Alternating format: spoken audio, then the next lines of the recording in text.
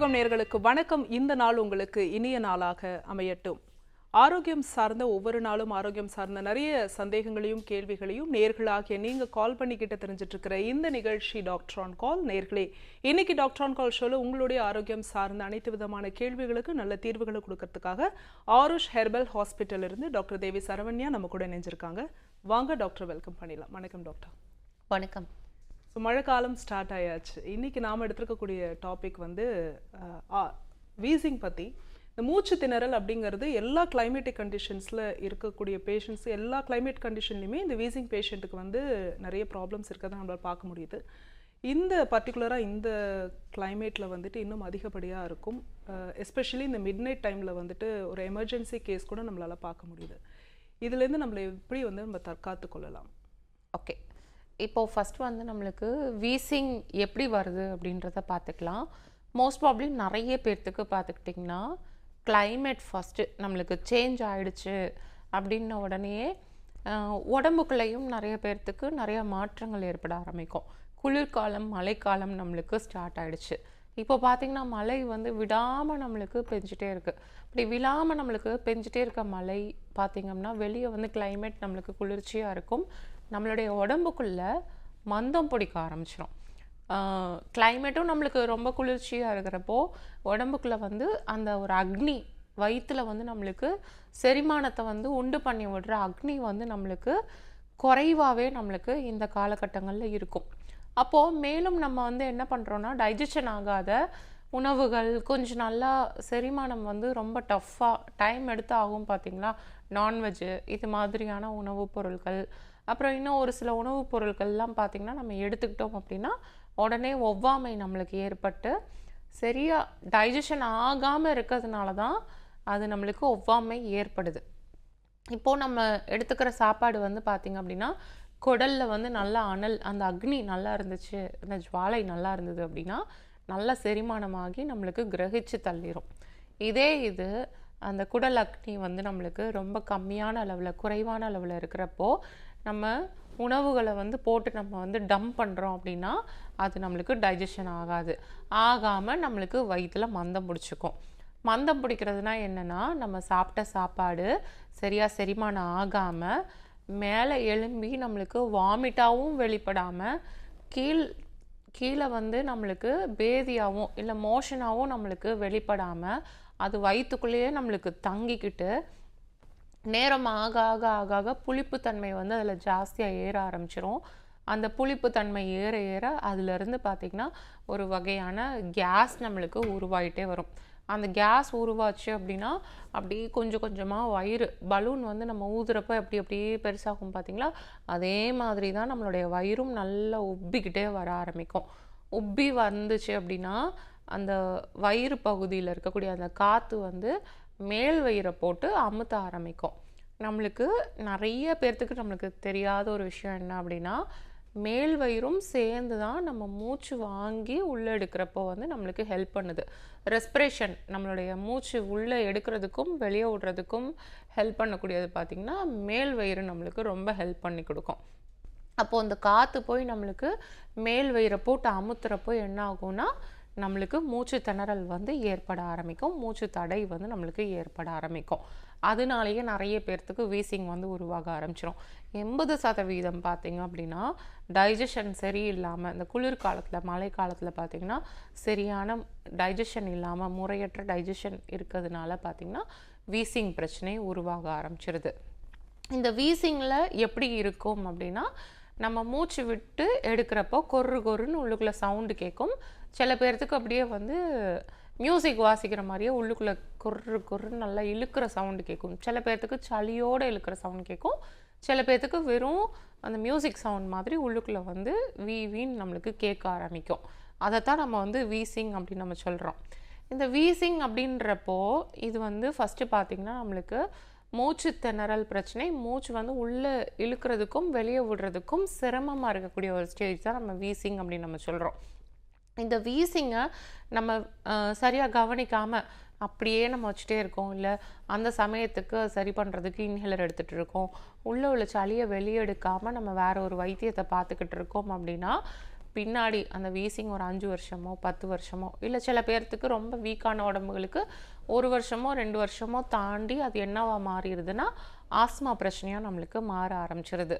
Asthma அப்படின்னு நம்மளுக்கு எந்த கட்டத்தில் நம்மளுக்கு மாறுது, வீசிங்கில் எப்படி இருக்கும், ஆஸ்மாவில் எப்படி இருக்கும்னு பார்த்தீங்கன்னா, வீசிங்கில் சுவாச குழாய் எல்லாமே நம்மளுக்கு நார்மலாக தான் இருக்கும். ஆனால் லங்ஸ்குள்ளேயும் நிறைய சளி கோர்த்துட்ருக்கோம். அதே மாதிரி சுவாச குழாய்க்குள்ளேயும் நம்மளுக்கு சளி ஃபுல்லாக நம்மளுக்கு கோர்த்துட்ருக்கோம். சுவாச குழாய் வந்து கொஞ்சம் நம்மளுக்கு வந்து இன்ஃபெக்ஷன் ஆகி கொஞ்சம் தடிமன் ஆகிடுக்கும். இதில் இந்த டயத்தில் நம்மளுக்கு வீசிங் உருவாகும். இதே இது ஆஸ்துமாவில் பார்த்தீங்க அப்படின்னா சுவாச குழாய் நம்மளுக்கு தடிமனும் ஆகிடுக்கும், சுவாச குழாய்க்குள்ளே சளியும் இருக்கும். சில பேர்த்துக்கு அந்த சளி வந்து நார் மாதிரி இருக்கும். ஒரு சில பேர்த்துக்கு நம்மளுக்கு நுரையீரலில் இருக்கக்கூடிய அந்த செல்ஸ் இருக்குது பார்த்திங்களா, அந்த அணுக்கள் அது வரைக்குமே நம்மளுக்கு சுருக்கத்தை ஏற்படுத்தி விட்டு பாதிப்புகளை வந்து நம்மளுக்கு ஏற்படுத்தி விட்டுருக்கோம். அந்த ஒவ்வொரு செல்லும் நம்மளுக்கு சுருங்கி இருக்கிறதுனால என்ன ஆகும்னா, நம்மளுக்கு அந்த சுவாச குழாய் இருக்குது பார்த்திங்களா, அதை நம்மளுக்கு சுற்றி சுற்றி நம்மளுக்கு மசில்ஸ் நிறையா இருக்கும். அந்த மசில்ஸும் நம்மளுக்கு இறுக்கம் ஏற்பட்டு சுவாச குழாயோடைய ஸ்ட்ரக்சரே நம்மளுக்கு மாறி போயிருக்கும். ஒரு இடத்துல சுருங்கி இருக்கும், ஒரு இடத்துல வந்து நார்மலாக சுருங்கி இருக்கும், ஒரு இடத்துல கொஞ்சம் விரிஞ்சு இருக்கும், ஒரு இடத்துல நல்லா சுருங்கி இருக்கும். இது மாதிரி மூச்சு வந்து உள்ளுக்குள்ளே போகிறதுக்கு பயங்கரமான சிரமப்படும். அந்த ஒரு ஸ்டேஜ் தான் நம்ம ஆஸ்மா அப்படின்னு நம்ம சொல்லுவோம். ஆஸ்மாவில் பார்த்திங்கன்னா டோட்டலாக நம்மளுக்கு அந்த டியூப் நம்ம சுவாச குழாயே நம்மளுக்கு வந்து உருமாறி போயிருக்கிற ஒரு நிலைமை தான் நம்ம ஆஸ்மா அப்படின்னு நம்ம சொல்லுவோம். இது ஃபஸ்ட்டு வந்து நம்ம ஸ்டார்டிங்கில் வீசிங்கே நம்ம சரி பண்ணிட்டோம்னா ஆஸ்மாவுக்கு நம்மளுக்கு கொண்டு போய் விடாமல் இருக்கும். எல்லாருமே நிறைய பேர் பார்த்திங்கன்னா சின்ன வயசுலேருந்து சின்ன குழந்தைங்கள்லேருந்து வீசிங் பிரச்சனை வந்துருச்சு அப்படின்னா உடனே நெப்ளைசரு தூக்கி வச்சிடுறது, அப்படி இல்லாட்டி இன்ஹேலர்ஸ் எடுத்துடுறது. சாதாரணமாக வீசிங் வந்து எப்படி வருது அப்படின்னா, உள்ளுக்குள்ளே சுவாச குழாய்க்குள்ளே சளி வந்து உழண்டுட்டே இருக்கும். அந்த டைமில் நம்மளுக்கு மூச்சு விடுறதுக்கு கஷ்டமாக இருக்கும், இழுத்து இழுத்து மூச்சு விடுற மாதிரி இருக்கும், நெஞ்சு இறுக்கி பிடிச்ச மாதிரியான ஒரு வேதனை வந்து அந்த டைம் கூடவே இருக்கும். தப்பாக நம்ம ஆஸ்மான்னு நினச்சிட்டு அதிகபட்சமான ட்ரீட்மெண்ட் இன்ஹேலர்ஸ் எல்லாம் நம்ம ஃபர்ஸ்ட் எடுத்தோன்னே நம்ம வந்து யூஸ் பண்ணிடக்கூடாது. எப்போதுமே இன்ஹேலர்ஸ் யூஸ் பண்ணுறது ஒரு கெட்ட விஷயம்தான். அதுக்கு மாறாக நம்ம அதை தற்காத்துக்கணும் அப்படின்னா, நம்ம வீட்டிலலாம் முன்னாடி நம்ம சின்ன பிள்ளையா இருக்கப்பெல்லாம் வந்து நம்ம பாட்டிமார்கள்லாம் என்ன பண்ணுவாங்க, அந்த காலத்தில் ஃபஸ்ட்டு நம்மளுக்கு அரிக்கன் லைட்டுன்னு ஒரு லைட் இருக்கும் பார்த்திங்களா, அது மேலே காட்டன் டவல் நல்லா 4-5 நல்லா மடித்து விளக்க பொருத்தி, அது அந்த அரிக்கன் லைட் பார்த்திங்கன்னா கெரோசின் ஆயில் இல்லாட்டி அப்படி தான் ஊற்றி எரிப்பாங்க. அது மேட்டரே கிடையாது. அது மேலே வந்து நம்மளுக்கு அந்த ஹீட் வந்து நம்மளுக்கு மேலே மூடி இருக்கும் பார்த்திங்களா, ஒரு பிளேட்டு மாதிரி மூடி மாதிரி இருக்கும். அதில் வந்து நல்ல ஹீட் வந்து நல்லா நம்மளுக்கு வந்து ஹீட் அதில் வந்து கிடைக்கும். அப்போது ஒரு சின்ன டவலை நல்லா மடித்து அது மேலே வச்சுருவாங்க. வச்சதுக்கப்புறம் தானாக உள்ளுக்குள்ளே உள்ள ஹீட் இருக்குது பார்த்திங்களா, அதில் நல்லா அப்சர்வ் ஆகி அந்த டவலை எடுத்து நல்ல நெஞ்சு பகுதியில், முதுகு பகுதிகளில், தலைப்பகுதிகளில், நம்மளுக்கு இங்கெல்லாம் நம்மளுக்கு சைனஸ்னால நம்மளுக்கு நீர் கோர்த்துட்ருக்கும்.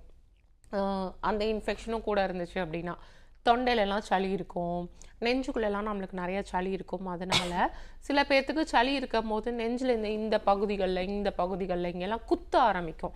உள்ளுக்குள்ளே வந்து லங்ஸ் நுரையீரலுக்குள்ளே அரிக்கிற மாதிரி ஒரு ஃபீலிங் எல்லாமே இருக்கும். அப்போது மிதமாக நம்மளுக்கு அந்த ஒத்தனத்தை வந்து நம்ம வச்சு விடுவாங்க. அப்படி இதுவும் வைக்கலாம், அப்படி எல்லாத்தையும் தவிட ஒத்தனை வைக்கலாம், கோதுமை தவிட வச்சு ஒத்தனை வைக்கலாம். இது மாதிரி ஒட்டடம் வைக்கிறப்போ என்ன ஆகும்னா சளி நல்லா மெல்ட் ஆயிரும், அழகாக இலகி நம்மளுக்கு ஒன்று பெரியவங்கன்னா நம்ம உமிழ்ந்து காரி துப்பிடலாம். அப்படி சின்ன குழந்தைங்க அப்படின்னா அதுங்களுக்கு வந்து காரி உமிழ்ந்து துப்ப தெரியாது. அப்போ என்ன பண்ணுங்கன்னா அதுங்க வந்து முழுங்கிருங்க. அந்த சளியை வந்து முழுங்கிட்டாங்க அப்படின்னா அந்த சளி வந்து நம்மளுக்கு வயிற்றுக்குள்ளே போய் நம்மளுக்கு நிற்கும்.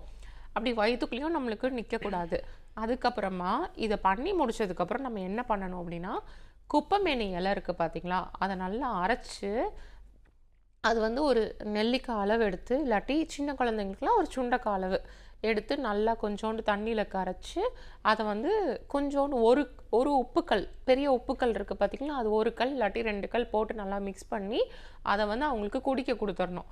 அப்போது சின்ன குழந்தைங்கள்லாம் என்ன பண்ணுவாங்கன்னா வயிற்றில் இருக்க சளி அப்படியே கொஞ்ச நேரத்தில் ஒரு 5 நிமிஷம் 6 நிமிஷத்தில் ஒரு 10 நிமிஷத்துக்குள்ளே நம்மளுக்கு வாமிட் மூலமாக நம்மளுக்கு அந்த சளி வந்து நம்மளுக்கு வெளியேறிடும். ஸோ இந்த மாதிரி முறைப்படி தான் இந்த மழைக்காலம் குளிர்காலம் வந்துருச்சுனாவே பிடிச்ச சளியை வந்து வெளியேற்றுறதுக்கு அந்த காலத்தில் வந்து கையாண்டுட்டு இருந்தாங்க. அதையும் நம்ம இனிஷியல் ஸ்டேஜில் ஃபாலோ பண்ணோன்னா வித்தின் 3 days 4 daysல உங்களுக்கு சளி ப்ராப்ளமோ வீசிங் ப்ராப்ளமோ எல்லாமே அழகாக க்யூர் ஆயிரும். எந்த ஆஸ்பத்திரிக்கும் போய் நம்ம நிற்க தேவை கிடையாது. காலர் லைனில் இருக்காங்க, யாருன்னு பார்த்துடலாம். வணக்கம், டாக்டர் ஆன் கால். ஓகே, எந்த ஊர்லேருந்து அழைக்கிறீங்க சார்? ஓகே, யாருக்கான கேள்வி இது? உங்க வயது சொல்லிட்டு பேசலாம் டாக்டர் கிட்ட. ஐயா வணக்கம். வணக்கம். வணக்கம் சொல்லுங்க. என்னோட பேர் ஜெய்கணேஷ். 40 years ஆகுது. சுகர் இருக்கு. எனக்கு வந்து அடிக்கடி இப்போ வீக்லி ஒன்ஸ் வந்து கோல்ட் ஆயிடுது. அதே மாதிரி பேசேஜ் அந்த ட்ரக்கி அந்த ஈட்டோபைலஸ் இன்ஜெக்ஷனே வந்தவங்க வந்து அடைக்கிற ஃபீல் இருக்கு. சளி வந்து அந்த கழுத்துக்கு கொஞ்சம் டவுன்ல அடைக்கிற மாதிரி ஃபீல் இருக்கு. ஆனா ஏதாவது குடிச்சாலும் சூடாக குடிச்சாலும் அந்த இடத்துல எரிச்சல் இருக்கு. சூடா குடிச்சா எரியுதா? ஹாட் வாட்டர் குடிச்சாலே எரியுதா? ஹாட் வாட்டர் குடிச்சாலே எரியுதா? ஆமா ஆமா. ஓகே. ஹாட் வாட்டர் இல்லனா காரமா தான் சாப்பிட்டா அந்த எரியுது. ரொம்ப கோல்டா தான் இருக்கு. அது எதனால? ஓகே. இப்போ ஒன்றும் ப்ராப்ளம் இல்லை. ஆக்சுவலாக வந்து உங்களுக்கு சுகரும் இருக்குது சொல்கிறீங்க இல்லையா? ஸோ சுகர் இருந்தது அப்படின்னா பாடியில் வந்து அதிகமாக ஹீட் கண்டிப்பாக இருக்கும். பித்த நாடி வந்து தன்னளவில் ரொம்ப அதிகமாக இருக்கும். எப்போதுமே வந்து பார்த்திங்கன்னா பித்த நாடி வந்து ரொம்ப அதிகமாகி உடம்புல சூடு நம்மளுக்கு வந்து அதிகமாக இருந்தது அப்படின்னா கண்டிப்பாக கணையம் வந்து நம்மளுக்கு ஃபங்க்ஷன் வந்து சரியாக இருக்காது.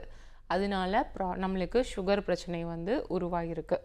சுகரும் வந்து கண்டிப்பாக நம்ம நேச்சுரலாக நம்ம க்யூர் பண்ணி கொண்டு வந்துடலாம். அதுக்குரிய நல்ல மூலிகை மருந்துகள் இருக்குது.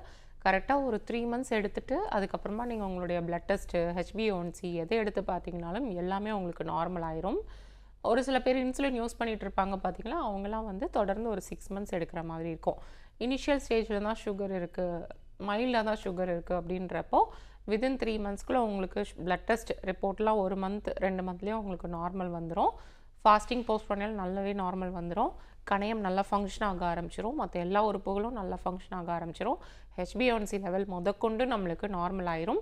அதே மாதிரி நம்மளுக்கு இந்த சுகர் எடுக்கிறப்போ நம்ம வந்து C-பெப்டைட் டெஸ்ட் எடுப்போம் பார்த்தீங்களா, அதுவுமே நம்மளுக்கு கண்டிப்பாக உங்களுக்கு நார்மல் ஆயிரும். ஸோ அந்தளவுக்கு நம்மளுக்கு கணையம் நல்லா ஃபங்க்ஷன் ஆக ஆரம்பிச்சு இன்சுலின் ப்ராப்பராக நம்மளுக்கு சுரக்க ஆரம்பிச்சிடும்.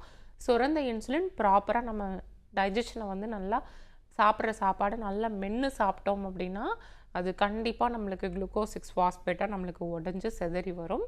அதனால நம்மளுக்கு ஈஸியாக நம்மளுக்கு பைண்ட் ஆயிரும். சுகர் வந்து நம்மளுக்கு எக்ஸீட் ஆகாது. நம்மளுக்கு ரத்தத்துலேயும் நம்மளுக்கு நிறையா குளுக்கோஸ் மாலிகுல்ஸ் நம்மளுக்கு சுத்தாது. அப்படியே நம்மளுக்கு சரியாக ஆரம்பிச்சிடும். இது அப்படியே நம்மளுக்கு குணமாயிட்டு திருப்பி வராமல் இருக்கும். டைப் 2 டயபெட்டிஸ் எப்போவுமே மனசில் வச்சுக்கோங்க, இது சரியாகக்கூடிய வியாதி தான். லைஃப் லாங் நம்மளுக்கு இருக்கக்கூடிய வியாதி கிடையாது. லைஃப் லாங் நம்ம மருந்து எடுத்துக்க வேண்டிய அவசியமும் நம்மளுக்கு கிடையாது. சுகர் எளிமையாக நம்ம ட்ரீட்மெண்ட் பண்ணி கண்டிப்பாக நம்ம குணப்படுத்தி கொண்டு வந்துடலாம். அதோட இந்த மாதிரி உடம்புல வந்து உஷ்ணம் இருக்கிறதுனால தான் உஷ்ணத்தினால உங்களுக்கு சளி வந்து உற்பத்தி ஆகுது. இந்த உஷ்ணம் பார்த்திங்கன்னா பாடி ஃபுல்லாக இருக்கும், ஆனால் குடலுக்குள்ளே அந்தளவுக்கு வந்து ஹீட் இருக்காது. குடலுக்குள்ளே மந்தம் பிடிச்சிட்டு இருக்கும். அதனால தான் வீக்லி ஒன்ஸ் நம்மளுக்கு அப்படி சளி நம்மளுக்கு இருந்துகிட்டே இருக்க மாதிரி இருக்கும். ஏன் வாரத்துக்கு ஒருக்க வருது அப்படின்னா, ஏதாவது நீங்கள் ஒரு ஆன்டிபயோட்டிக்ஸ் இந்த மாதிரி ஏதாவது தற்சமயத்துக்கு அதை அடக்கிற மாதிரி எடுப்பீங்க. அந்த டயத்துக்கு மட்டும் அது வந்து அந்த கிருமிகள் எல்லாமே செத்து போன மாதிரி இருக்கும். அப்புறம் திருப்பி வந்து அதோடைய பவர் நம்மளுக்கு இழக்க பார்த்திங்க அப்படின்னா திருப்பி வந்து நம்மளுக்கு சளி வந்து நம்மளுக்கு நெஞ்சுக்குள்ளே இருக்க சளி எல்லாமே நம்மளுக்கு வந்து நிற்க ஆரம்பிக்கும். ஸோ அதனால தான் எப்போதுமே சளியை வந்து அடக்கிற மருந்துகள் எடுத்துக்காமல் அதை நல்லா நம்மளுக்கு வெளியேற்றி கொண்டு வர மருந்துகளை வந்து நம்ம எடுத்துகிட்டு வந்தோன்னா தான் சரியாகும். இப்போது உங்களுக்கு சூடாக சாப்பிட்டா பிரச்சனை ஆகுது அப்படி சொல்கிறீங்க இல்லையா, நீங்கள் தாராளமாக வந்து ஹாட்டாக எடுத்துக்கிட்டால் மட்டும்தான் சளி வந்து நல்லா இலகி மெல்ட் ஆகி வெளியே வரும். அப்படி நீங்கள் வந்து சூடாக தண்ணி எடுத்துக்கிறீங்க அப்படின்னாலும் அதில் ஒரு 1/2 ஸ்பூன் அளவு சீரகத்தூளும் அதே மாதிரி கொஞ்சோண்டு 1/4 ஸ்பூன் அளவு மஞ்சத்தூள் இருக்குது பார்த்தீங்களா, ரெண்டையுமே வந்து மிக்ஸ் பண்ணி நல்லா தண்ணியில் கொதிக்க வச்சு ஹாட்டாக கொஞ்சம் நல்லா குடிச்சிட்டு வாங்க. சீரகத்தூள் பார்த்திங்க அப்படின்னா உங்களுக்கு தொண்டையில் இருக்கக்கூடிய இரிட்டேஷன்ஸ் எல்லாத்தையும் உங்களுக்கு சரி பண்ணி கொண்டு வந்துடும். நிறைய பேர்த்துக்கு தொண்டை எரிச்சல் இதெல்லாமே எதனால் வருது அப்படின்னா, ஃபோர்ஸாக அடிக்கடி இருமி இருப்பீங்க. சளி இருந்தாவே நம்மளுக்கு அது வெளியே வர்றப்போ பயங்கரமான இருமலை வந்து நம்மளுக்கு உண்டாக்கி விடும் பார்த்தீங்களா. அந்த இருமும்போது அந்த தொண்டை பகுதி எல்லாமே நம்மளுக்கு புண்ணாக ஆரம்பிக்கும், நோக ஆரம்பிக்கும். அதனால தான் உங்களுக்கு வந்து தொண்டை எரிச்சல் இது மாதிரிலாம் ஏற்பட ஆரம்பிக்குது. நெஞ்சு அடைக்குது அப்படின்றப்போ கூடவே சேர்ந்து கண்டிப்பாக அல்சர் பிரச்சனை இருக்கலாம். ஏன்னா சுகருக்கு வந்து நிறைய பேர் எல்லாருமே வந்து வெறும் இதில் தான் மாத்திரைகளை போட்டுட்ருப்பீங்க. அந்த மாத்திரைகள் எடுக்கிறதுனால பல பேர்த்துக்கு ஃபுல்லுமே எல்லாத்துக்குமே அல்சர் பிரச்சனை இருக்குது. அல்சர் இல்லாமல் யாருமே கிடையாது சுகர் பேஷண்ட்ஸு. அந்த அளவுக்கு மாத்திரை எடுத்து ஃபுல்லாக வயிறு ஃபுல்லாக புண்ணாக்கி வச்சுருப்பாங்க. அப்போது அந்த அல்சர் பிரச்சனை இருக்கிறதுனால அசிடிட்டி நம்மளுக்கு அதிகமாக இருக்கும். நெஞ்சு அடைக்கிற மாதிரி நம்மளுக்கு உள்ளுக்குள்ளே ஆசிட் செக்ரேஷன்ஸ் அதிகமாக இருக்கிறப்போ, உணவு இல்லாத டைம் கூட ஆசிட் செக்ரேஷன் நம்மளுக்கு வந்து விழுந்துடும். அப்போது ஆசிடை நம்ம ஒரு தரையில் ஊற்றினா கூட மேலே வந்து நம்மளுக்கு போக மாதிரி எலும்பும் பார்த்தீங்களா, அதே மாதிரி தான் வயிற்றுக்குள்ளேயும் நம்மளுக்கு நடக்கும். நம்ம வயிற்றுக்குள்ளே ஆசிட் செக்ரேஷன்ஸ் நம்மளுக்கு அதிகமாக இருக்கிறப்போ அது வந்து விழுகிறப்போ மேலே ஒரு வெப்பம் மாதிரி நம்மளுக்கு ஏற ஆரம்பிக்கும். அந்த புகை மாதிரி அந்த வெப்பம் மாதிரி நீராவி மாதிரி நம்மளுக்கு ஏறுறது தான் நெஞ்சை போட்டு அடைக்கிற மாதிரியான ஒரு ஃபீலிங்கை வந்து அந்த தற்சமயத்துக்கு நம்மளுக்கு ஏற்படுத்தி விடும். ஒரு 4-5 ஏப்பம் வந்துருச்சுன்னா அவங்களுக்கு அது ஃப்ரீயான மாதிரி ஆகிடும். பழையபடிக்கு இதே ஒரு நிலைமை வந்து அவங்களுக்கு கண்டினியூ ஆக ஆரம்பிக்கும். ஸோ இந்த மாதிரி ப்ராப்ளம் எல்லாமே நல்லா அழகாக வந்து நம்ம க்யூர் பண்ணி கொண்டு வந்துடலாம். ஃபஸ்ட்டு நல்லா அந்த ஹாட் வாட்டரில் சீரகத்தூளும் மஞ்சத்தூளும் போட்டு குடிச்சிட்டு வந்தீங்க அப்படின்னா இங்கே உள்ள புண்ணு ஃபுல்லாக ஆற ஆரம்பிச்சிடும். மஞ்சத்தூள் வந்து நம்மளுக்கு நேச்சுரல் ஆன்டிபயோட்டிக் மாதிரி நம்மளுக்கு வேலை செய்ய ஆரம்பிக்கும். கொஞ்சம் கொஞ்சமாக நம்மளோட இம்யூனிட்டி பவரை நல்லா நம்மளுக்கு அதிகப்படுத்தி கொடுக்கும். ஸோ சளி வந்து நம்மளுக்கு பிடிக்காமல் அப்படியே நம்மளுக்கு இருக்கும். அதே மாதிரி சீரகம் வந்து நம்மளுக்கு டைஜஷன் நல்லா சீர்படுத்தி கொடுக்கும். ஸோ மென்று சாப்பிட ஆரம்பிச்சிங்க அப்படின்னாவே படிப்படியாக உங்களுக்கு சுகருடைய லெவல் உங்களுக்கு குறைய ஆரம்பிக்கும். அதே மாதிரி சீரகம் நம்ம எடுக்கிறப்போ பாடியோடைய உஷ்ணத்தையும் நமக்கு குறைக்கிறதுனால கண்டிப்பாக நம்மளுக்கு சுகரும் நம்மளுக்கு கொஞ்சம் கொஞ்சமாக நம்மளுக்கு குறைய ஆரம்பிக்கும். இது தவிர கூட சுகருக்கு நாங்கள் கொடுக்கக்கூடிய மூலிகை மருந்துகளையும் தாராளமாக நீங்கள் எடுத்துகிட்டு வந்தீங்க அப்படின்னா கண்டிப்பாக உங்களுக்கு சுகரும் HbA1c எல்லாத்தையும் நார்மல் பண்ணி கொண்டு வந்துடலாம். Thanks for calling sir. Next caller யாருன்னு பார்க்கலாம். வணக்கம், டாக்டர் ஆன் கால். ஹலோ, வணக்கம் மேடம். வணக்கம், உங்க பேர் சொல்லுங்க, எந்த ஊர்ல இருந்து அழைக்கிறீங்க சார்? மேடம் பேர் கிருஷ்ணா மேம், திருப்பூர்ல இருந்து அழைக்கிறீங்க. ஓகே, யாருக்காக கேக்குறீங்க இந்த கேள்வி? இந்த கேள்வி யாருக்காக கேக்குறீங்க? மேடம் எனக்கு என்ன கேக்குறீங்க? உங்க ஏஜ் சொல்லிட்டு பேசலாம் சார் டாக்டர் கிட்ட. Age 32 madam. ஐயா வணக்கம். வணக்கம் மேடம். வணக்கம், சொல்லுங்க, உங்களுக்கு என்ன தொந்தரவு இருக்கு? மேடம் ஆயில் ஃபுட் எடுத்துட்டா பாத்தீங்கன்னா நீங்க சொல்ற குளிர்ச்சி அப்போ வயிறு உப்புன மாதிரி ஃபீலிங்கா இருக்கு மேடம். ஆயில் ஃபுட் சரி, ஆயில் ஃபுட் எடுத்துக்கிட்டா அப்படி இருக்கு. ஆமாங்க. நல்ல தூக்கம் இருக்கா உங்களுக்கு? நல்ல தூக்கம் இருக்கு மேடம். நல்ல தூக்கம் இருக்கா? ஆமாங்க. சரி, ஓகே. ஆயில் ஃபுட் வந்து எந்த சமயம் எடுத்துக்கிட்டா உங்களுக்கு சேராமல் இருக்குது? நைட் டைம் எடுத்துக்கிட்டா சேராமல் இருக்கா, இல்லை பகல் டைம் எடுத்துக்கிட்டா சேராமல் இருக்கா? இந்த டைம்ல எடுத்தாலும் மோஸ்ட்லி நைட் டைம் அதிகமாக இருக்கு. ஓகே, இப்போ ஆயில் ஃபுட்லாம் எடுக்கிறீங்க அப்படின்னா பகல் டைமாக இருக்கட்டும், ஆயில் ஃபுட் எடுத்ததுக்கப்புறம் ஹாட் வாட்டரு இது மாதிரி நீங்கள் குடிச்சுக்கிட்டீங்க அப்படின்னா ஈஸியாக டைஜஷன் ஆயிரும். ஏன்னா ஹாட் வாட்டர் நம்ம ஆயில் ஃபுட்லாம் எடுத்ததுக்கப்புறம் ஆயில் வந்து நம்மளுக்கு உள்ளுக்குள்ளே போனதுக்கப்புறம் விழுன்னு தான் இருக்கும். நிறைய பேர் என்ன பண்ணுவீங்க அப்படின்னா ஆயில் ஃபுட்டு இது மாதிரி நிறைய இடத்துல ஹோட்டல்லலாம் போய் உட்காந்து சாப்பிடுவீங்க, ஆயில் ஃபுட்லாம் எடுப்பீங்க, வடை பஜ்ஜி போண்டா இல்லை சிக்கனாக இருக்கட்டும், ஃப்ரைட் ஐட்டம்ஸாக இருக்கட்டும், டீப் ஃப்ரைட் ஐட்டம்ஸாக இருக்கட்டும், எல்லாமே எடுத்து முடித்ததுக்கப்புறம் ஹோட்டலில் உட்காந்து எடுத்து முடிக்கிறோம் அப்படின்னா லாஸ்ட்டாக ஒரு பழக்கம் இருக்கும். ஒன்று ஐஸ்கிரீம் சாப்பிட்ற பழக்கமாக இருக்கும், அப்படி இல்லாட்டி கூல்ட்ரிங்க்ஸு சோடா ஏதாவது குடிக்கக்கூடிய ஒரு பழக்கமாக இருக்கும்.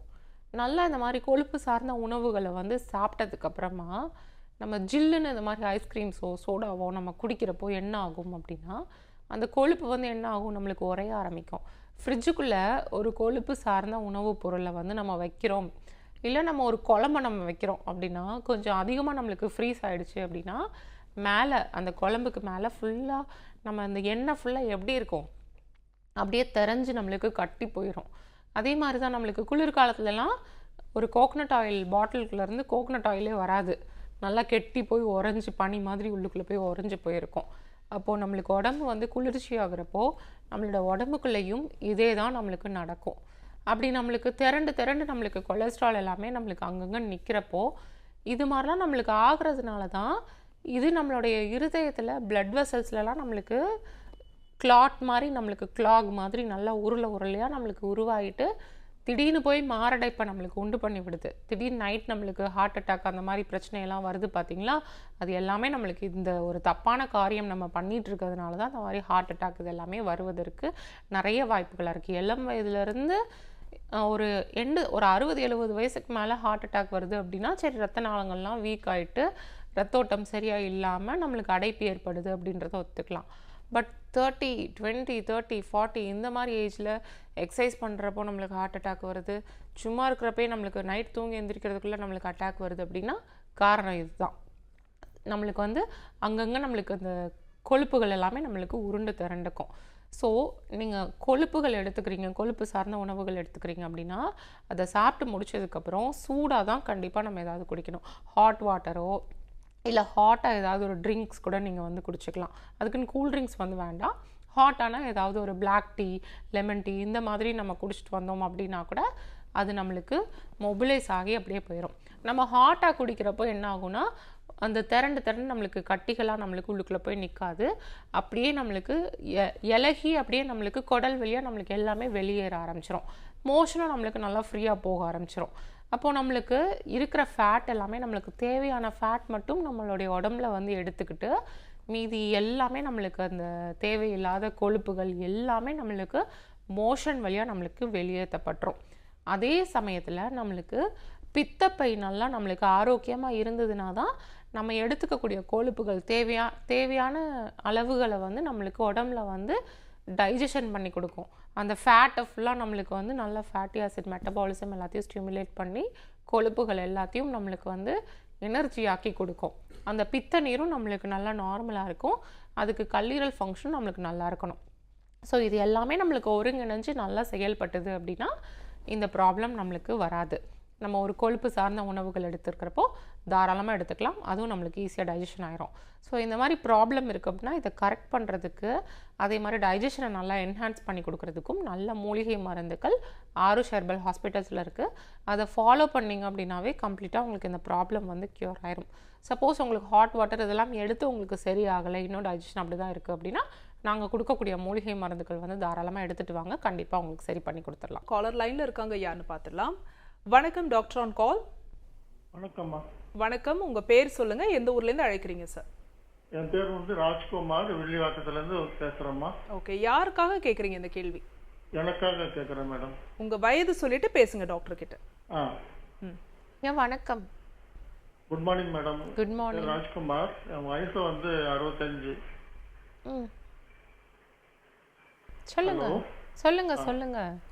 எனக்கு இந்த பேக் பிண்டத்துல கொஞ்சம் மேல வலிக்குது மேடம். அப்புறம் முட்டி வலியும் இருக்குது, கான்ஸ்டிபேஷனும் இருக்கு மேடம். கான்ஸ்டிபேஷனும் இருக்கு. சரி, ஓகே. நடந்தா கரெக்ட் சவுண்ட் வருது, வலிக்குது வேற. ஆனா அதை விட எனக்கு இந்த பேக்ல பிண்டத்துல ரொம்ப வலிக்குது. அப்படியே நின்னா யாரோ பிடிச்சி தள்ளி விடுற மாதிரி இருக்கிற மாதிரி இருக்குது நடந்தாக்கா. கீழே எதுவும் விழுந்திருக்கீங்களா அதுக்கு முன்னாடி மேடம்? கீழே எதுவும் விழுந்திருக்கீங்களா? கீழே நான் ஒரு 2 வருஷத்துக்கு முன்னாடி பைக்ல விழுந்துட்டேன், நானும் ஒய்ஃபு போகும்போது. அப்போ அந்த ஊசி போட்டு விட்டேன், அப்புறம் சரியாயிடுச்சு அந்த செப்டிக் ஊசி. அது ரத்தங்கத்தெல்லாம் எதுவும் வரல, அப்ப நல்லா இருந்து. இப்போதான் வலிக்குது. இப்போ அந்த ஒரு 6 மாசமா அந்த மாதிரி இருக்கு மேடம். ஓகே, இது ஒன்றும் ப்ராப்ளம் இல்லை, சரி பண்ணி கொண்டு வந்துடலாம். சரியா, பயப்பட தேவையில்லை. இப்போது இந்த மாதிரி கீழே ஏதாவது விழுந்திருக்கீங்க அப்படின்னா மோஸ்ட் ப்ராப்ளி பைக்கில் இருந்து தவறி கீழே விழுந்துட்டேன்னு சொன்னீங்க இல்லையா, அந்த டயத்தில் நிறைய பேர்த்துக்கு ஒரு 1 வீக்கோ இல்லை 2 வீக்கோ தான் வலி இருக்க மாதிரி இருக்கும். இல்லை சில பேர் 1 நாள் 2 நாள் வலி இருக்குன்னு சொல்லிட்டு பெயின் கில்லர் இன்ஜெக்ஷனை போட்டு சப்சைட் பண்ணிடுவீங்க. அந்த டைம் அது நார்மலாக சரியாக போயிடும். இது எப்போ ஒரு 2 வருஷம் 5 வருஷம் 10 வருஷம் தாண்டி ஒவ்வொருத்தவங்களுடைய பாடி வீக் ஆகும்போது, வயசு கொஞ்சம் அதிகமாக ஏஜ் ஆக ஆக பார்த்தீங்க அப்படின்னா இது அப்போ தான் அதோடைய பிரச்சனையை காமிக்கும். அந்த டயத்தில் என்ன பண்ணோம் அப்படின்னா முதுகு தண்டுவடம் கொஞ்சம் கொஞ்சமாக நம்மளுக்கு பலம் இழக்க ஆரம்பிக்கும்.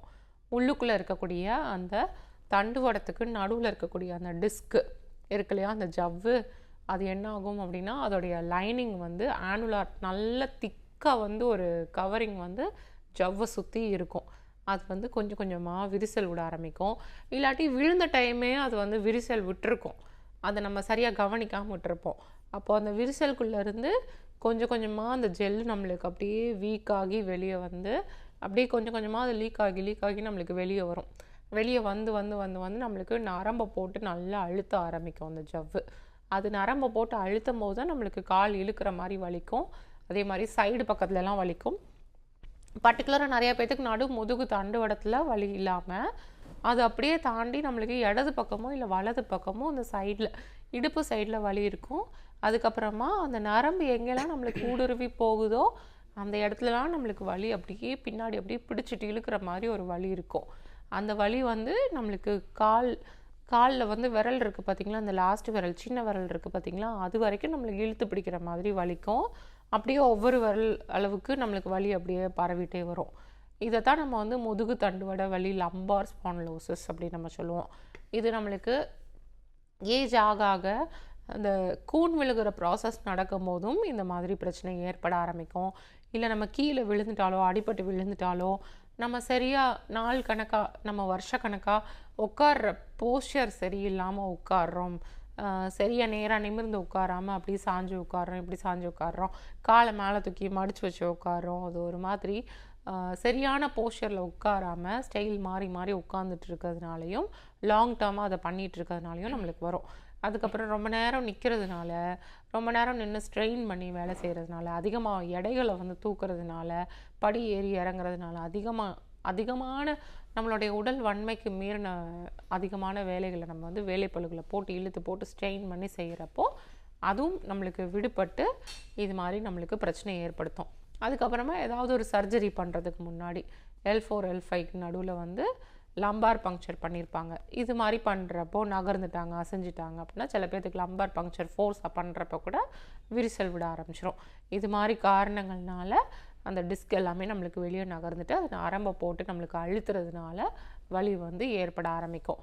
இதோடு சேர்ந்து உங்களுக்கு ஏஜ் ரிலேட்டட் ப்ராசஸ்னால டீஜெனரேஷன் ப்ராசஸும் நம்மளுக்கு நடக்கும். அதனால பார்த்திங்கன்னா நம்மளுக்கு ஒவ்வொரு ஜாயிண்ட்டில் நடுவில் வந்து நம்மளுக்கு அந்த சைனோவியல் ஃப்ளூயிட் ஜெல் இருக்கும் பார்த்திங்களா, அதுவும் நம்மளுக்கு கொஞ்சம் கொஞ்சமாக வத்த ஆரம்பிக்கும். அது வத்த ஆரம்பிச்சிது அப்படின்னாவே நம்மளுக்கு கேப் குறைய வலிக்க ஆரம்பிக்கும். அதுக்கப்புறம் இன்டைஜஷன் ப்ராப்ளம், கான்ஸ்டிபேஷன் பிரச்சனை முக்கியமாக இருக்குது சொல்கிறீங்க பார்த்தீங்களா, அது வந்து நம்மளுக்கு முதுகுலேருந்து வரக்கூடிய நரம்பையும் போட்டு அழுத்தும். மலச்சிக்கல் பிரச்சனை தொந்தரவு இருந்தது அப்படின்னா முழங்கால் கீழ்கள்லையும் நம்மளுக்கு நோய் தானாகவே நம்மளுக்கு உருவாகும் அப்படின்னு சொல்லி சித்தர்கள் சொல்லியிருக்காங்க. அப்போ மலச்சிக்கல் பிரச்சனை கான்ஸ்டிபேஷன் ப்ராப்ளம் இருக்கிறதுனால முட்டி வலி இதெல்லாமே நம்மளுக்கு உருவாகுது. அந்த முட்டி வலி உருவாக அந்த சைனோவியல் ஃப்ளூயிட் வத்தி போக கருக்கு முறுக்குன்னு நம்மளுக்கு நடக்கிறப்போ உட்காந்து எந்திரிக்கிறப்போ சவுண்டு கேட்க ஆரம்பிக்கும். உள்ளுக்குள்ளே கேஸ் வந்து நம்மளுக்கு லாக் ஆகிக்கிடுச்சு அப்படின்னா நீட்டி மடக்க முடியாத அளவுக்கு கீழே படியிலேருந்து இறங்கினாலோ ஏறினாவோ நம்மளுக்கு வலிக்க ஆரம்பிக்கும். கீழே உட்காந்து எந்திரிக்க முடியாது. கொஞ்சம் கொஞ்சமாக ட்ரை ஆகிடுச்சு வத்தி போயிடுச்சு அப்படின்னா ஸ்பேஸ் குறைய ஆரம்பிச்சிடும். அதுக்கப்புறம் ஒரு எலும்பும் இன்னொரு எலும்பும் சேர்ந்து உராய ஆரம்பிக்கும். தேய்மானம் லாஸ்ட்டாக நம்மளுக்கு ஏற்பட ஆரம்பிக்கும். இதை ஃபுல்லாமே நம்ம இமீடியட்டாக நம்ம தடுக்கணும் அப்படின்னா கான்ஸ்டிபேஷன் ரிலீவ் ஆகணும். கான்ஸ்டிபேஷன் ரிலீவ் ஆகிறதுக்கு நிலவாகை, கடுக்காய் தோல் எதையோ ஒன்று நல்லா பவுடர் மாதிரி பண்ணி வச்சு 1 ஸ்பூன் இல்லாட்டி 1.5 ஸ்பூன் அளவு ஹாட் வாட்டரில் மிக்ஸ் பண்ணி நைட் படுக்க போகிறப்ப சாப்பிட்டிங்க அப்படின்னா நல்லா மோஷன் நல்லா கிளியராக வெளியே போயிடும். கேஸோடு சேர்த்து நம்மளுக்கு வெளியே போயிடும். அது இல்லாமல் நாங்கள் கொடுக்கக்கூடிய லாக்ஸேட்டிவ்ஸ்லாம் கொஞ்சம் சாப்பிட்டிங்க அப்படின்னா ஒரு 3 times 4 times கிட்ட ஃபர்ஸ்ட் டைமே வந்து நம்மளுக்கு மோஷன் நல்லா ஃப்ரீயாக போயிடுச்சு அப்படின்னா குடலில் இருக்கக்கூடிய அந்த கழிவுகள் எல்லாமே நம்மளுக்கு வெளியேற்றப்பட்டுரும். கூடவே சேர்ந்து நம்மளுக்கு அந்த குடலில் இருக்கக்கூடிய சுருண்டுட்டு இருக்கக்கூடிய அந்த வாய்வோ குடல் நல்லா சுருட்டி உள்ளுக்குள்ளே அமுக்கி வச்ச மாதிரி தான் இருக்கும். அதுக்குள்ளே ஃபுல்லாக அவ்வளோ கேஸ் இருக்கும், அந்த பவல் கேஸ் அப்படின்னு நம்ம சொல்லுவோம். அதுவும் முதற்கொண்டு நம்மளுக்கு வெளியே வந்துருச்சு அப்படின்னா நல்லா ஃப்ரீ ஆயிரும். கால் வந்து நம்மளுக்கு நல்லா நீட்டி மடக்க முடியும். ஸ்டிஃப்னஸ் வந்து ஒரே நாளில் நம்மளுக்கு சரியாயிரும். அந்த மெடிசன்ஸ் கொஞ்சம் நல்லா ஃபாலோ பண்ணிவிட்டு அதுக்கப்புறமா நல்லா இந்த எலும்புகள் ஜவ்வு எல்லாம் தேஞ்சு போனது எல்லாம் கிழிஞ்சு போயிருக்கும், அது எல்லாமே நம்மளுக்கு நல்லா திருப்பி உற்பத்தி ஆகிறதுக்கு, நல்லா ஊறி வர்றதுக்கு, அது நல்லா ஸ்ட்ரென்த் ஆகி நல்லா திடமாகிறதுக்கு, முதுகு தண்டுவடம் நல்லா பலமாகிறதுக்கும் மூலிகை மருந்துகள் இருக்குது. அதை தொடர்ந்து ஒரு 3 to 6 months நம்ம ரெகுலராக எடுத்துகிட்டு வரணும். அப்படி எடுத்துகிட்டு வரும்போது நல்லா பலமாயிடுச்சு அப்படின்னா நம்மளுக்கு திருப்பி வலி வராமல் இருக்கும். எந்த ஒரு அறுவை சிகிச்சையும் நம்மளுக்கு தேவையே கிடையாது, அவசியமற்றது. அறுவை சிகிச்சை இல்லாமலேயே முதுகு தண்டுவட வலி, முட்டி வலி இது எல்லாத்தையும் நம்ம நிரந்தரமாக குணப்படுத்தி கொண்டு வரலாம். Thanks for calling. Next caller யாருன்னு பார்க்கலாம். வணக்கம் டாக்டர் ஆன் கால். வணக்கம் சார், உங்க பேர் சொல்லுங்க, எந்த ஊர்ல இருந்து அழைக்கிறீங்க? யாருக்கா கேக்குறீங்க இந்த கேள்வி? உங்க வயது சொல்லிட்டு பேசுங்க. எனக்கு வயசு 49. ஓகே ஐயா, வணக்கம். வணக்கம். சொல்லுங்க ஐயா, உங்களுக்கு என்ன தொந்தரவு? எனக்கு அதாவது ஏற்கனவே ஹார்ட் ப்ராப்ளம் உண்டு மேடம். சரி. இப்போ வயிற்று வலி ரொம்ப அதிகமா இருந்துச்சு. வயிற்று வலி இருக்கு? ஆமா. வயிறு வலி எங்க இருக்கு? ஸ்டோன் இருக்குனாங்க. கிட்னி ஸ்டோன் இருக்கா? சரி. ஆமா. அப்ப ரைட் சைடு ஃபுல்லா வலிக்கும். அப்புறமா இந்த தொப்புளுக்கு கீழே இருந்து அடிவயிறு ஃபுல்லாமே ஒரே வலியா இருக்கு. சரி. யூரின் எப்படி போகுது? யூரின்லாம் நார்மலா போகுது. ரத்தம் கலந்து போகுதா? இல்ல அந்த மாதிரிலாம் எதுவும் இல்ல. அது மாதிரிலாம் இல்ல. அப்பப்போ வலிக்க மட்டும் செய்யுது. வலி மட்டும் அப்பப்போ வருது. ஸ்டோன் இதுல போய் கேட்டா ஒரு இன்ஜெக்ஷன் போடுவாங்க, அதெல்லாம் இந்த மாத்திரை கொடுப்பாங்க. ஸ்டோன் கிட்னிக்குள்ள இருக்கா இல்ல அந்த உள்ளதான் மேடம் இருக்கு? உள்ளதான் இருக்கு. கொஞ்சம் அந்த ரிப்போர்ட் கொஞ்சம் வாசிக்கிடுமா? ஹலோ. சொல்லுங்க. அதாவது ரைட் சைடுல 7.8 7.7 இருக்கு. அது உள்ள இருக்கா இல்ல வெளிய இருக்கா? அந்த டியூப்ல இருக்கா? உள்ள கிட்னிக்குள்ள இருக்கு. சரி, ஓகே. நிறைய பேர்த்துக்கு பார்த்துக்கிட்டிங்கன்னா கிட்னியில் அந்த சதப்பத்து இருக்கு இல்லையா, கார்டெக்ஸ் மெடுலான்னு சொல்லக்கூடிய அந்த ஒரு ரீஜியன், அதுலேயும் ஸ்டோன் இருக்கும். அது நம்மளுக்கு லோவர் போல், மிட் போல், அப்பர் போல் நம்மளுக்கு கிட்னியை பிரிச்சிருப்பாங்க. மேலே கல் இருந்துச்சுன்னா அப்பர் போலில் கல் இருக்குது, நடுவில் கல் இருந்ததுன்னா மிட் போலில் கல் இருக்குது, லோவரில் கல் இருந்ததுன்னா லோவர் போலில் கல் இருக்குதுன்னு மென்ஷன் பண்ணி கொடுத்துருப்பாங்க. ஆனால் நம்ம கிட்னிக்குள்ளே இருக்கக்கூடிய கல்லை தான் நம்ம ஃபஸ்ட்டு கரைக்கிறதுக்கு நம்ம ட்ரீட்மெண்ட் எடுத்துக்கணும். ஏன்னா லோவர் போலில் இருக்கக்கூடிய ஸ்டோனும் மிட் போலில் இருக்கக்கூடிய ஸ்டோன்ஸ் என்ன பண்ணுன்னா சைலண்ட்டாக ஒன்றுமே தெரியாமல் வெறும் பெயின் மட்டும்தான் இருக்குதுன்னு நம்ம நினச்சிட்டு இருப்போம். ஆனால் கிட்னியவே நம்மளுக்கு ஃபுல் டேமேஜ் பண்ணி விட்டுரும். நிறைய பேர்த்துக்கு ஸ்டோன்னால் கிட்னி ஃபங்க்ஷன் குறைஞ்சி போயிருக்கு, கிட்னி சுருங்கிருச்சு, கிட்னி ஃபங்க்ஷனே சுத்தமாக இல்லை, டயாலிசிஸ் ஸ்டேஜுக்கு போயிடுச்சு அப்படின்னு நிறைய பேர் இருப்பாங்க பார்த்தீங்களா. அது எல்லாமே காரணம் அந்த லோவர் போலில் இருக்கக்கூடிய ஸ்டோன், மிட் போலில் இருக்கக்கூடிய ஸ்டோன் தான். இது ஒரு சைலண்ட் கில்லர் அப்படின்னு நம்ம சொல்லுவோம்.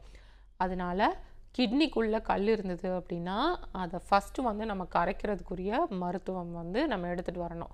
கிட்னிக்குள்ளே கல் இருந்துச்சு அப்படின்னா ஹோல் போட்டு கல்லை உடச்சி வெளியே எடுத்தோம் அப்படின்னா அதனாலையும் நம்மளுக்கு சுற்றி இருக்கக்கூடிய கிட்னியில் இருக்கக்கூடிய செல்ஸ் எல்லாமே பாதிச்சிரும்.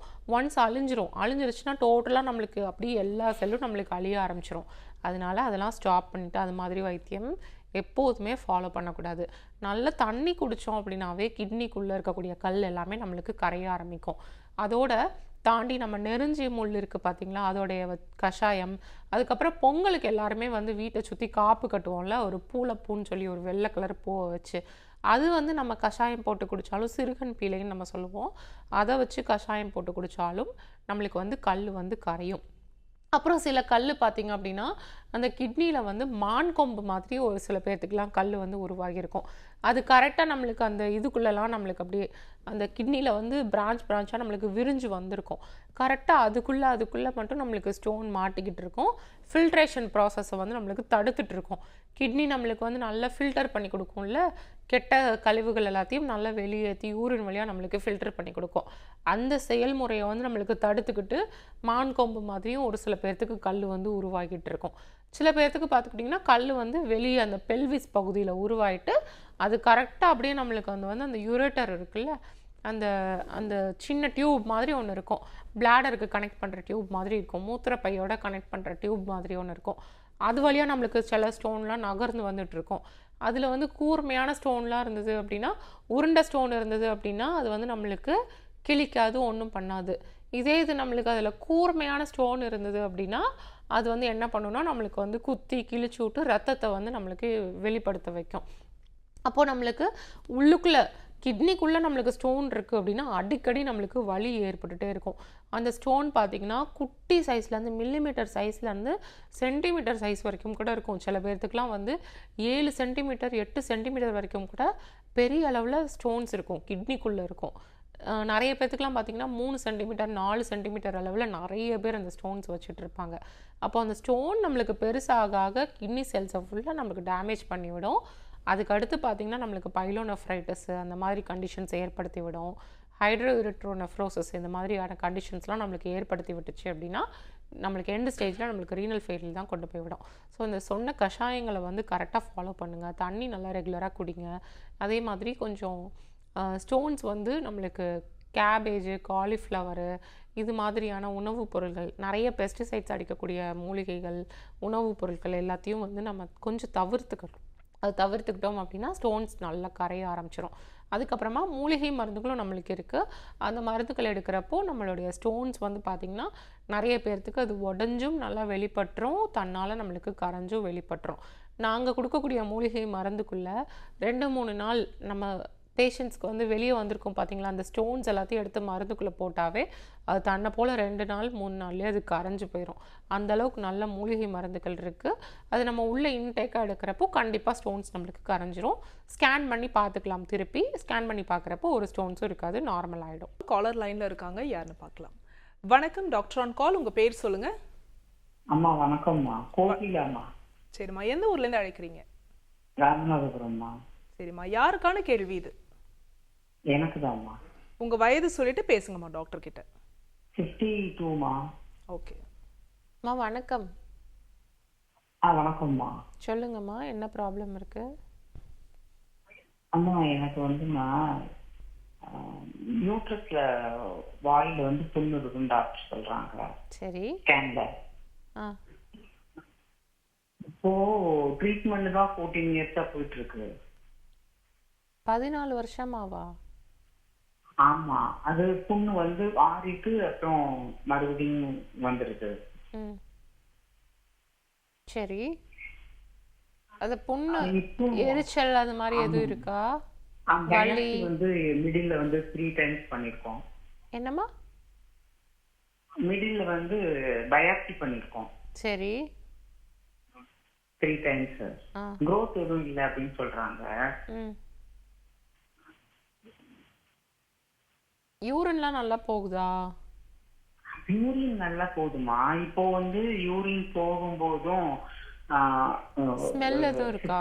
ஒரு தடவை வந்து யூரின் போகும்போது வலி போக முடியாம இருக்கிறது. யூரின் போறப்ப ஸ்மெல் இருக்கா? ஆமா, ஸ்கேன் பண்ணும்போது கிட்னியும் நார்மலா இருக்குன்னு தான் சொல்றாங்க.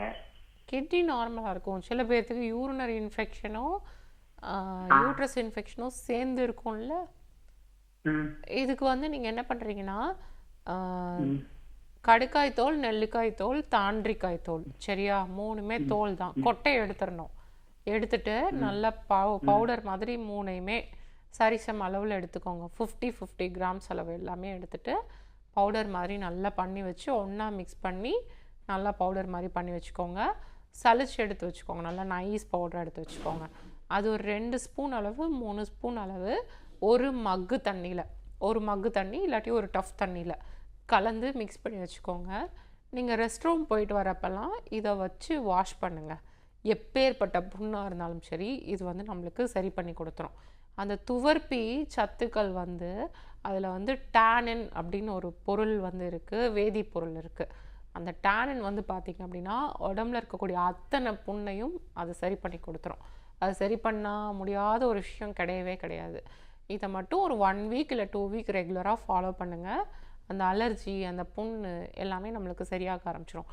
நிறைய பேர்த்துக்கு சும்மா 2 நாள் 3 நாள் யூஸ் பண்ணாவே யூரின் போகிற இடத்துல எரிச்சல் இருக்குது, சுகர் பேஷண்ட்ஸ்க்கெலாம் அரிப்பு இருக்குது அப்படி சொல்லுவாங்க பார்த்தீங்களா. அவங்களுக்கு எல்லாத்துக்குமே இது மட்டும்தான் ஃபாலோ பண்ண சொல்லுவேன் நான். இதுலேயே அவங்களுக்கு சரியாக போயிடும்.